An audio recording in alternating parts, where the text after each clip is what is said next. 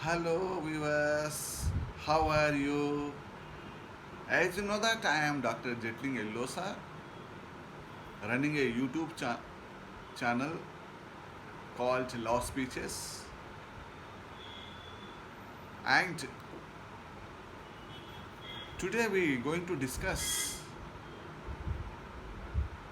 an important happenings happening around the world that is impacting everybody, that is the climatic change. We discuss what is the meaning of the climatic change and what are the international covenants which are available for protection of the world environment. So before going in depth, I would like all of you to subscribe my channel Law Speeches. If you feel that my lectures are knowledgeable, informative, please share among your friends and communities. So today, you know, if we see the world, different things are happening. We are entire countries, around 200 countries in the world, they have under the great strain of the coronavirus. The world countries are observing the lockdowns. In spite of that, even in many countries vaccination is going on, but the virus is spreading with new variants. What is the main reason for it? Maybe there may be theory is that the virus came from China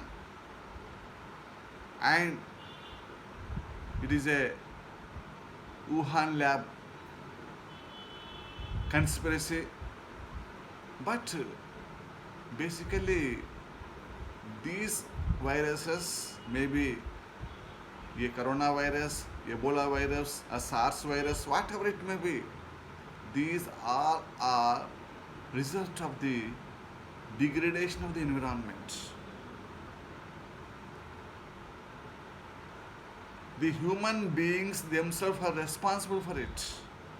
Not only the virus, if you go to Australia, they have the bushfires. If you go to United States of America and Canada, never they have seen such a heat wave conditions as that of today's. And flash floods in China and some parts in India, increasing of temperatures, increasing of sea levels. So all are combination of the human wrongs which we are perpetuating upon the mother earth. So that we call as a climatic changes. So climatic change is the result of purely human errors. What we have to understand. So the human being is the main damager of the climatic atmosphere in the world. That is the reason all these things have been happening. And if you go for the meaning of the climatic change, we can say that it is described and accepted that a climatic change is a change in the average condition such as temperatures and rainfall in a region over a long period of time. These include warming temperatures and changes in the precipitation as well as the effects of earth warming, such as rising of sea levels,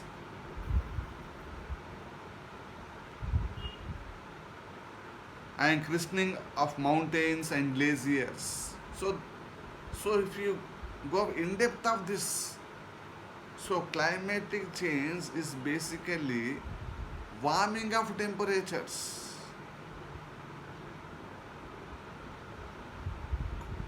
inequality of temperatures, and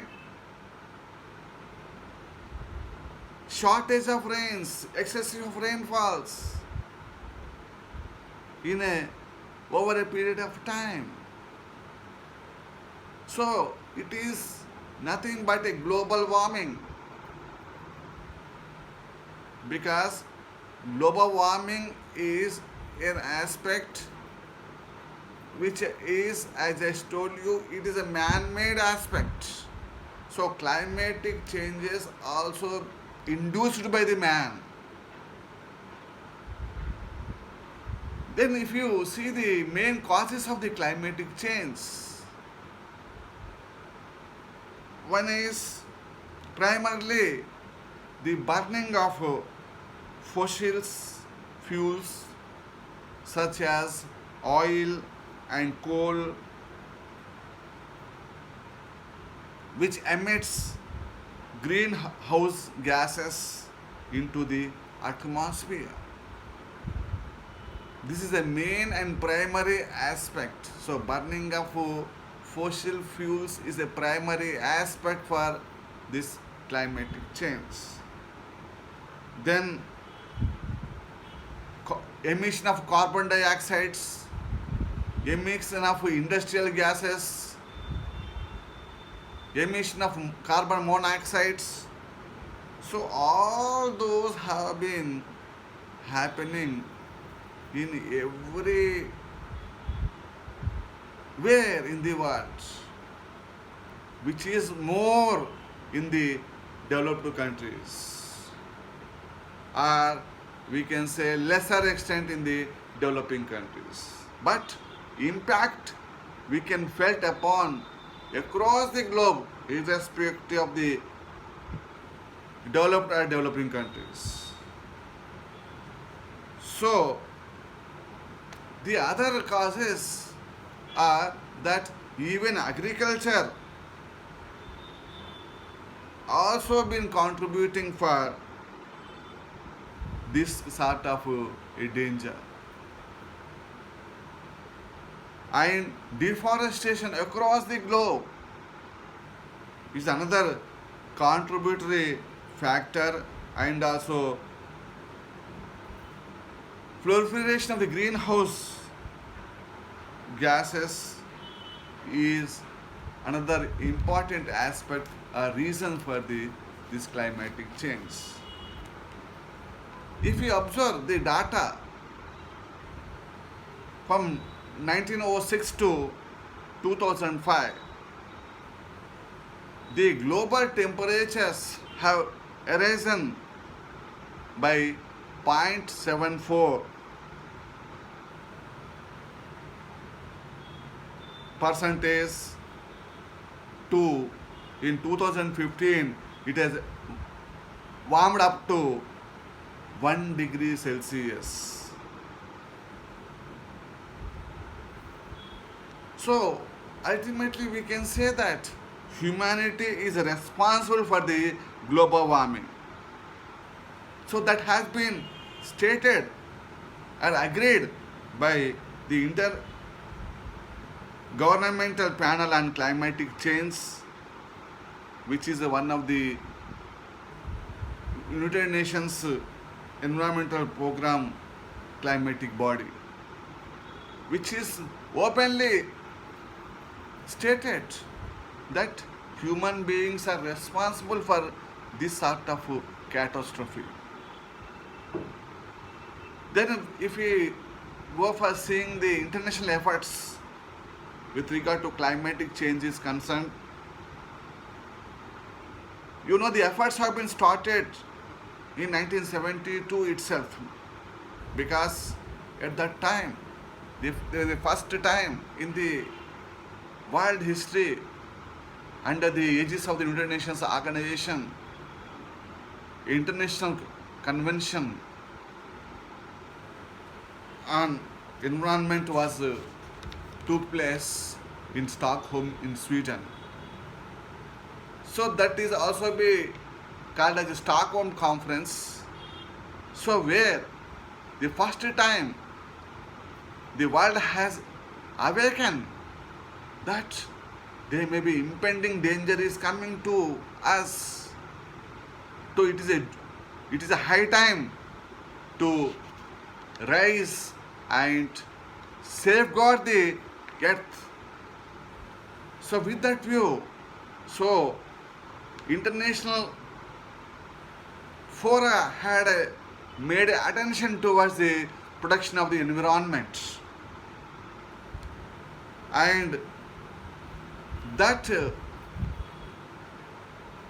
forum has propounded the golden principles for protection of the environment. So that conference has resulted into creation of the United Nations Environmental Program, that is popularly called as UNEP, to coordinate and promote the sustainable development. So sustainable development means development should be there, but it does not cause any harm to the environment. So both should go together.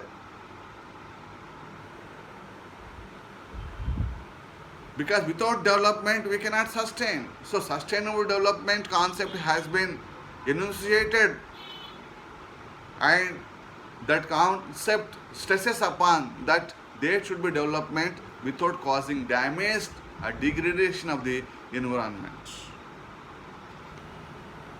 And international fora has in 1988 has constituted an intergovernmental panel for protection of the environment and to assess the scientific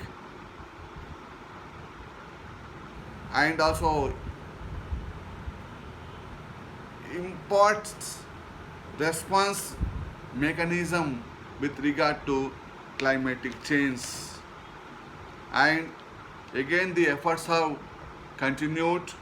In 1990s there was a new sort of awareness has been created in the world, that they felt long range it may lead to dangers for our existence. So with that view, international community has accepted two important protocols in this direction of the protection of the climatic change and also to combat the global warming. Those include, the first protocol is a Kyoto Protocol. It is signed in the Kyoto city of Japan on 11th December 1997, and it came into force from the 16th February of 2005. So this Kyoto Protocol under Article 2 has stated that, and I read, greenhouse gas concentrations in the atmosphere at the level that would prevent dangerous anthropogenic interference with climatic change. So it lays stress upon the greenhouse gases. So emissions should be controlled to stop the climatic change. So with that view, the protocol has mostly dealt that the developed countries around the world should have to stop the emissions. Then only we could not see the climatic change. So burden has been castigated upon the developed countries. Developing countries had not at all covered by this Kyoto Protocol. So basically, first is a emission cuts has been prescribed, then financial commitment also be made, and the developed countries should provide some sort of donations for this stop the climatic change which is happening around the world. So I told you that this Kyoto Protocol purely regulating the developed countries, whereas the developing countries have not included in this protocol because all the obligations have been castigated upon the developed countries. So that led to a sort of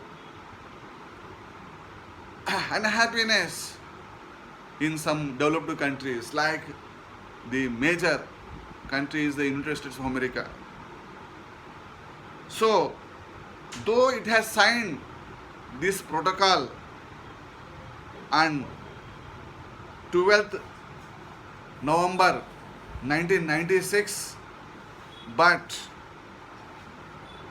it has not ratified this protocol, stating that it is a discriminatory protocol, tilting towards against the developed countries.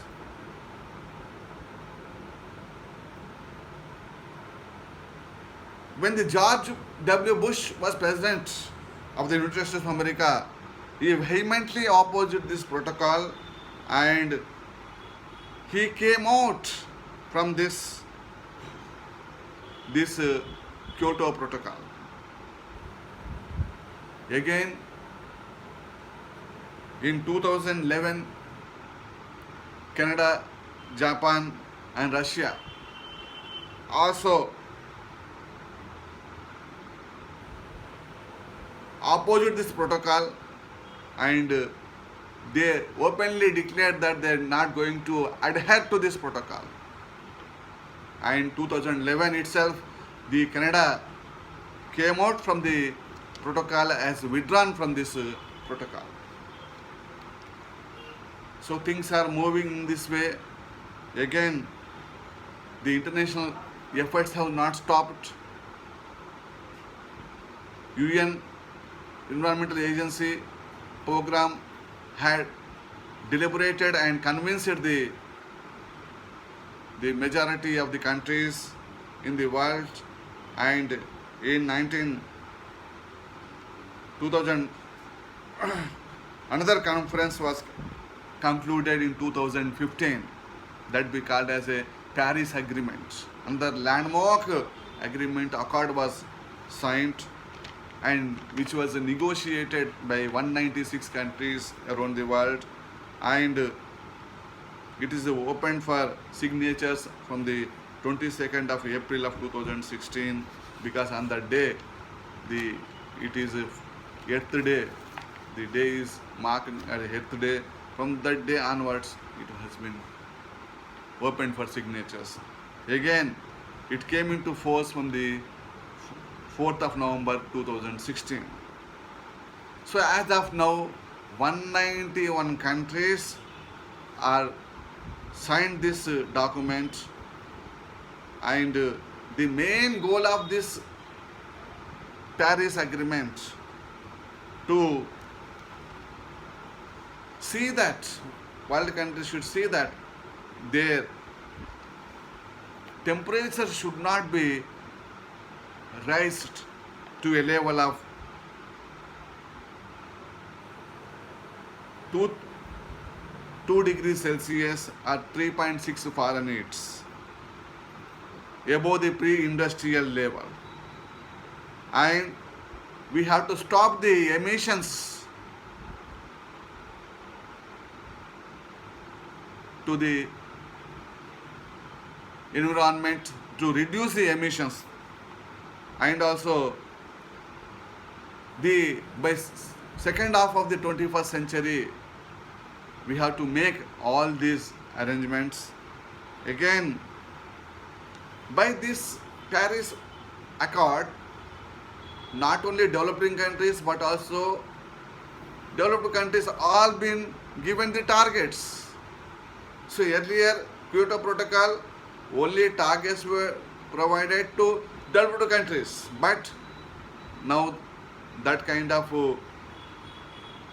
thing is removed by this Paris Agreement. So every country in the world has a responsible to take measures for the decrease of the emissions and also keep the temperatures within that international accepted purviews. Ironically, the United States of America, when the David Trump was the president of it, he had taken a decision to withdraw, and it has withdrawn. But after the incumbent president, United States of America, Bill Joe Biden, came into power, again it has joined in very recent in 2021. So these are the international efforts are going on for the stop the climatic change. In India also is also playing a very pivotal role in prevention of the climatic changes. With that view, the government of India had many plans under National Action Plan on Climatic Change. So number of initiations were initiated, number of plans were initiated to stop the climatic change, or stop the emissions, protect the environment. Those plans includes National Solar Mission Plan, National Mission for Enhancing the Energy Efficiency Plan, National Mission on Sustainable Habitat Plan, National Water Mission Plan, National Mission for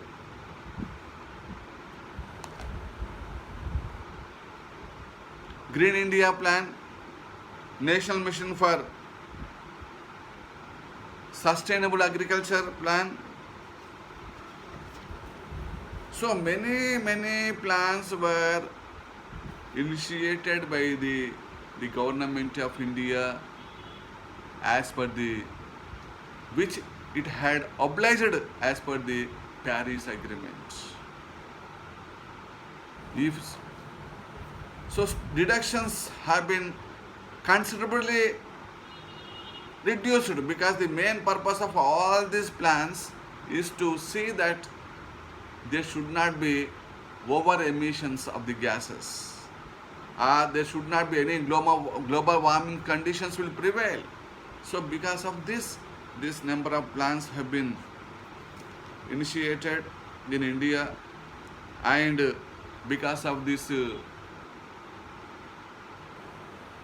coronavirus pandemic, because we are to combat it, we had locked down the entire country. Because of this, 70% of the emissions have been reduced. That is as per the government report which says. And so that is a good sign. Though because lockdown may be resulting a huge economic, social loss, but it is also contributing for the strengthening of the environment, lessening of the pollution. And India had a target that is trying to generate 40% of its energy from the non-fossil fuels by 2030. And the government of India and also respective state governments have allotting special budgetary provisions for these purposes to stop. So that is the reason the greenery has been given a lot of importance in our country, and all these plans have been also made only for that purpose. Maybe the governments may initiate whatever action it may be. It is us, the individuals, has to think of it. Because mere framing the law is not sufficient. Because we have to protect ourselves. For that, what we have to do? We have to plant trees and use lesser sort of consumption of the fuels. So individual commitment should be there. Then only we can see the success in the preserving the world from becoming a dangerous zone in form of climatic changes, in form of global warming, or in any other forms, or outbreak of new viruses. So it is in our hands. So it is a high time that every individual should think of it and protect the world, and to see that we should give this world to our generations. So thank you for listening my this lecture.